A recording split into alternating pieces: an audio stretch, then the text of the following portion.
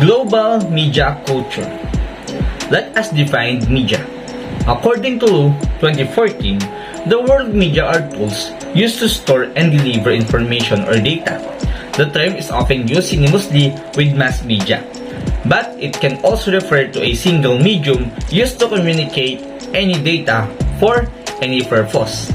But what is the role of media? Economic, political, cultural, and social changes and needs have contributed to develop of various forms of media technology. It influenced and shaped human life through generations. The mass media are today seen as a playing key role in enhancing globalization and facilitating cultural exchange and multiple flows of information and image between countries through international news broadcasts, television programming, new technologies, film, and music. Evolution of media and globalization. In the study of globalization, there are 5 time periods that usefully captured the study of globalization and media such as oral, script, print, electronic, and digital. Next is oral communication. Speech is often the most overlooked medium in the history of globalization. Yet the oral medium, human speech, is the oldest and most enduring of all media.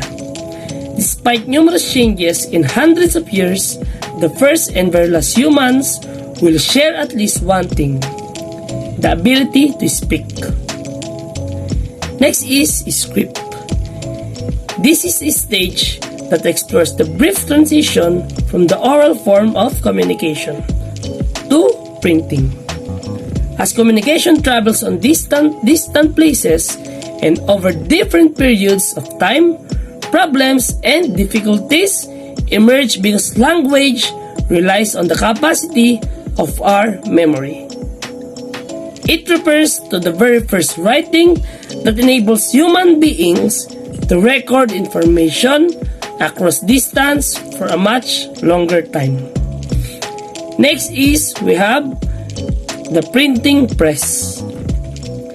Prior to the printing press, the production of written documents was slow, cumbersome, and expensive.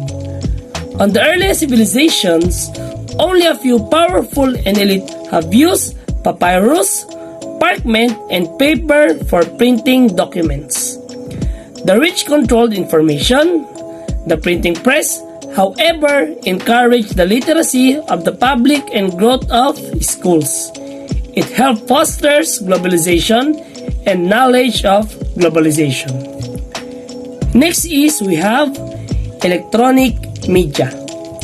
Electronic media is an efficient way to communicate with one another either by the use of media devices or social media such as radio, television, telephone, and etc.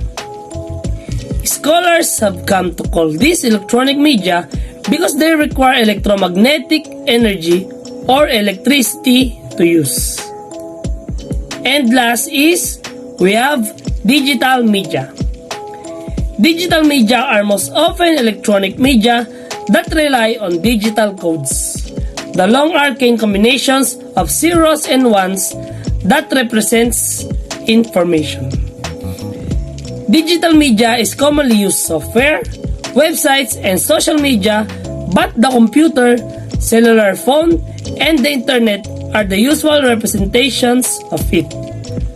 It is currently the most significant media of influence to globalization. It improves more interactive communication, unlike print and TV, which only provides one-way communication. Media and globalization. Economy. E-commerce is becoming a major form of business, like Amazon, Lazada, and Zalora are some examples of startup companies that have grown into successful global e-commerce platforms. Micro-entrepreneurs like farmers, fishermen, and startups are now able to access microfinancing using mobile phones or computers. The media have been essential to the growth of economic globalization in the world And indeed, the media have made it possible by creating the conditions for global capitalism and by promoting the conceptual foundation of the world's market economy. Next is politics. Globalization has transformed world politics in profound ways. Media is able to spark collective public opinion and action towards politics. Even during election campaign, various forms of media have used by candidates to appeal for public votes and by people to assert their support to candidates. And next is education. The internet is helping democratize access to affordable learning as open universities, online courses, and webinars are just one click away through the use of phones and computers. Media has made it easy to search for information on the internet. And for the last is culture. Media is the primary carrier of culture. There is now a wealth of exchange and fusion of culture, including fashion, arts, and music through the use of newspaper and magazines, movies, advertisement, television, radio, and the internet, and the other forms of media. Local and global cultural production. So it refers to a transmission of ideas, meaning, and values around the world in such a way to extend and intensify social relations. This process is marked by the common consumption of culture that have been diffused by the internet, popular culture, media, and international travel. So we use, adapt, and create a culture in different ways in our everyday living. Though we may not be conscious of it on how the way we dress, the way we communicate, the way we interact with others is the effect of media for us. Though media is a great help to exchange and fusion of culture around the world, there are also conflicting views on the impact of globalization on cultural production. First is the negative effect. It is a threat to the local economy and it has a disadvantage for poor countries and small businesses. It can also destroy traditional culture, beliefs, and value system and may result in a loss of cultural identity. The second one is the positive effect.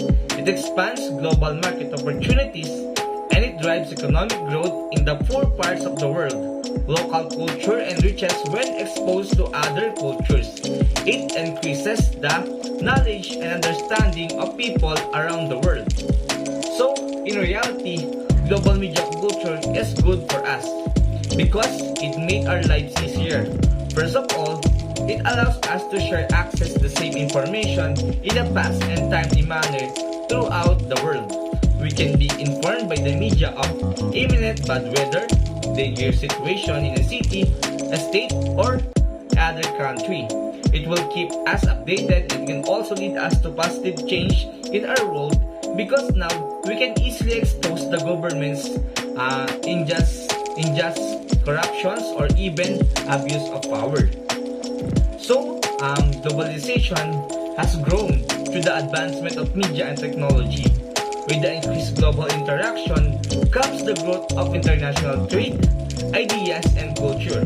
There are positive and negative points of views, and these are not opposites but inherently interdependent.